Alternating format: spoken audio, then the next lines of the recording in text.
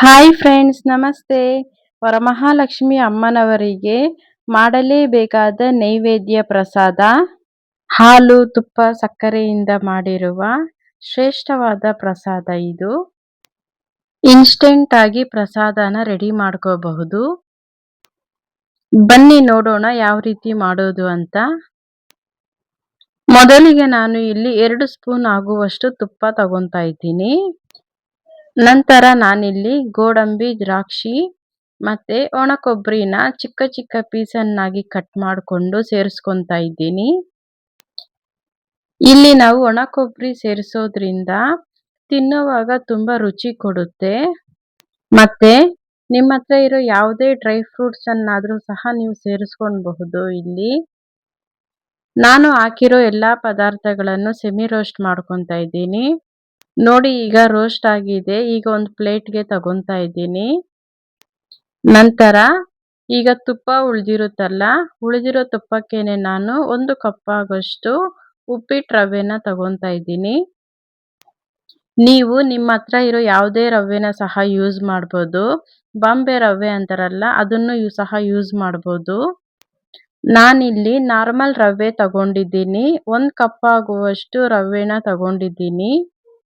ಮೊದಲಿಗೆ ನಾನು dry ಫ್ರೂಟ್ಸ್ನ roast ಮಾಡಿಕೊಂಡು ಉಳಿದಿರೋ ತುಪ್ಪದಲ್ಲಿ ರವೆನ ಹದವಾಗಿ ಹುರ್ಕೊತಾ ಇದ್ದೀನಿ. ನಾವು ಈ ಪ್ರಸಾದನ ಮೀಡಿಯಂ ಫ್ಲೇಮ್ನಲ್ಲಿ ಇಟ್ಕೊಂಡೇ ನಾವು ಹುರ್ಕೊಳ್ಬೇಕಾಗುತ್ತೆ. ನನ್ನ ಚಾನಲ್ಗೆ ಸಬ್ಸ್ಕ್ರೈಬ್ ಆಗಿಲ್ಲ ಅಂದರೆ ಸಬ್ಸ್ಕ್ರೈಬ್ ಆಗಿ, ಮತ್ತೆ ಪಕ್ಕದಲ್ಲೇ ಇರೋ ಬೆಲ್ ಬಟನ್ನ ಕ್ಲಿಕ್ ಮಾಡಿ. ನಾನು ಹಾಕೋ ವಿಡಿಯೋ ನೋಟಿಫಿಕೇಶನ್ ನಿಮಗೆ ತಲುಪುತ್ತೆ. ಮತ್ತೆ ಈ ರೆಸಿಪಿಗೆ ಒಂದು ಲೈಕ್ ಮಾಡಿ. ನಾನೀಗ ರವೆನ ಸಣ್ಣ ಉರಿನಲ್ಲೇ ಹುರ್ಕೊತಾ ಇದ್ದೀನಿ. ಸ್ವಲ್ಪ ಕಲರ್ ಚೇಂಜ್ ಆಗಬೇಕು. ಮತ್ತೆ ರವೆನ ಹುರಿಯುವಾಗ ಘಮ ಘಮ ಅಂತ ಸುವಾಸನೆ ಬರುತ್ತೆ. ಅಲ್ಲಿವರೆಗೂ ನಾವು ಹುರ್ಕೊಬೇಕು. ನಾನಿಲ್ಲಿ 1 ಕಪ್ ರವೆಗೆ 2 ಕಪ್ ಆಗೋಷ್ಟು ಹಾಲನ್ನು ಸೇರಿಸ್ತಾ ಇದ್ದೀನಿ. ಮೊದಲೇ ನಾನು ಹಾಲನ್ನು ಕಾಯಿಸಿ ಪಕ್ಕದಲ್ಲಿ ಇಟ್ಕೊಂಡಿದ್ದೆ. ನಾನು ತಗೊಂಡಿರೋ 1 ಕಪ್ ರವೆಗೆ 2 ಕಪ್ ಆಗೋಷ್ಟು ಹಾಲು ಕರೆಕ್ಟಾಗಿ ಸರಿ ಹೋಗುತ್ತೆ. ನಾನು ವಿಡಿಯೋದಲ್ಲೇ ತೋರಿಸೋ ರೀತಿ ನೀವು ಸಹ ಮಾಡ್ಕೊಳ್ಳಿ. ತುಂಬ ರುಚಿಯಾಗಿ ಬರುತ್ತೆ ಅಮ್ಮನವರ ನೈವೇದ್ಯ.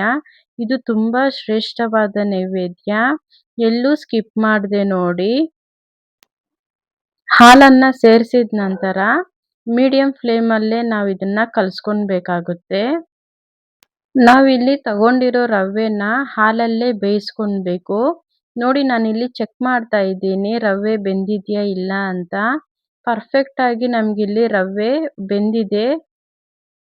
ರವೆನ ನಾವು ಈ ರೀತಿ ಬೇಯಿಸ್ಕೊಂಡಿದ್ದಾದ್ಮೇಲೆ ಈಗ ನಾವು ಸಕ್ಕರೆನ ಸೇರಿಸ್ಕೊಳ್ಬೇಕು.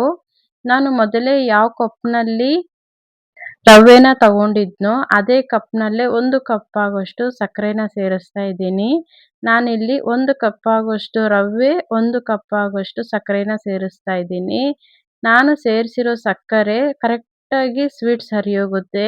ನೀವು ಇದೇ ರೀತಿನೇ ಮಾಡ್ಕೊಳ್ಳಿ. ಸ್ವೀಟ್ ಎಲ್ಲೂ ಜಾಸ್ತಿನೂ ಆಗಲ್ಲ, ಕಡಿಮೆನೂ ಆಗೋದಿಲ್ಲ. ಕರೆಕ್ಟ್ ಮೆಥಡ್ ಇದು. ನಾವು ಇಲ್ಲಿ ಸಕ್ಕರೆ ಎಲ್ಲ ಕರಗೋವರೆಗೂ ಕಲಿಸ್ಕೊತಾನೆ ಇರಬೇಕು. ನಾವು ಹಾಕಿರೋ ಸಕ್ಕರೆ ಎಲ್ಲ ಕರಗಿ ಸ್ವಲ್ಪ ನೀರಾಗುತ್ತೆ. ಅಲ್ಲಿವರೆಗೂ ನಾವು ಕಲಿಸ್ಕೊತಾನೆ ಇರಬೇಕು. ನೋಡ್ತಾ ಇರ್ಬೋದು ನೀವು ವಿಡಿಯೋದಲ್ಲಿ ಯಾವ ರೀತಿ ಬಂದಿದೆ ಅಂತ.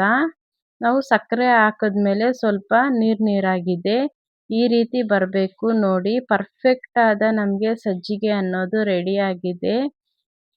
ವರಮಹಾಲಕ್ಷ್ಮಿ ಅಮ್ಮನವರಿಗೆ ಪ್ರೀತಿ ಪ್ರಿಯವಾದ ಸಜ್ಜಿಗೆ ಈಗ ರೆಡಿ ಆಗಿದೆ. ನಾವು ಈ ರೀತಿ ಹಾಲು, ತುಪ್ಪ, ಸಕ್ಕರೆಯಿಂದ ಮಾಡಿರೋ ಪ್ರಸಾದ ದೇವರ ನೈವೇದ್ಯಕ್ಕೆ ತುಂಬಾ ಶ್ರೇಷ್ಠವಾದದ್ದು. ನೀವು ಸಹ ಇದೇ ರೀತಿ ಮಾಡ್ಕೊಳ್ಳಿ. ನಂತರ ನಾನೇನು ಡ್ರೈ ಫ್ರೂಟ್ಸ್ನ ರೋಸ್ಟ್ ಮಾಡಿ ಇಟ್ಕೊಂಡಿದ್ದೆ, ಈಗ ನಾನು ಕೊನೆಯಲ್ಲಿ ಅದನ್ನ ಹಾಕಿ ಮಿಕ್ಸ್ ಮಾಡ್ಕೊತಾ ಇದ್ದೀನಿ.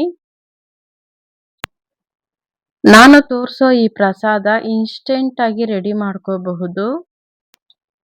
ನೀವು ನೋಡ್ತಾ ಇರ್ಬೋದು ಎಷ್ಟೋ ರುಚಿಯಾದ ಸಜ್ಜಿಗೆ ಪ್ರಸಾದ ಈಗ ರೆಡಿ ಆಗಿದೆ. ನಾನಿಲ್ಲಿ ದೇವರ ಪ್ರಸಾದಕ್ಕೆ ಅಂತ ನಾರ್ಮಲ್ ರವೆನ ಯೂಸ್ ಮಾಡಿದ್ದೀನಿ. ನೀವು ಸಹ ಇದೇ ರವೆನ ಯೂಸ್ ಮಾಡಿ. ಉಪ್ಪಿಟ್ಟು ರವೆ ಅಂತೀವಲ್ಲ ಅದೇ ರವೆನ. ಈ ರೀತಿ ಮಾಡೋದ್ರಿಂದ ದೇವಸ್ಥಾನದ ಶೈಲಿಯಲ್ಲಿ ನಮಗೆ ಈ ಸಜ್ಜಿಗೆ ಅನ್ನೋದು ತುಂಬ ರುಚಿಯಾಗಿ ರೆಡಿ ಆಗುತ್ತೆ. ಮತ್ತೆ ಈ ಪ್ರಸಾದಕ್ಕೆ ನಾವು ತುಪ್ಪನ ಸ್ವಲ್ಪ ಹೆಚ್ಚಾಗಿ ಹಾಕಬೇಕಾಗುತ್ತೆ. ನೋಡಿ ಈಗ ಎಷ್ಟೋ ರುಚಿಯಾದ ದೇವರ ನೈವೇದ್ಯ ಪ್ರಸಾದ ಈಗ ರೆಡಿಯಾಗಿದೆ.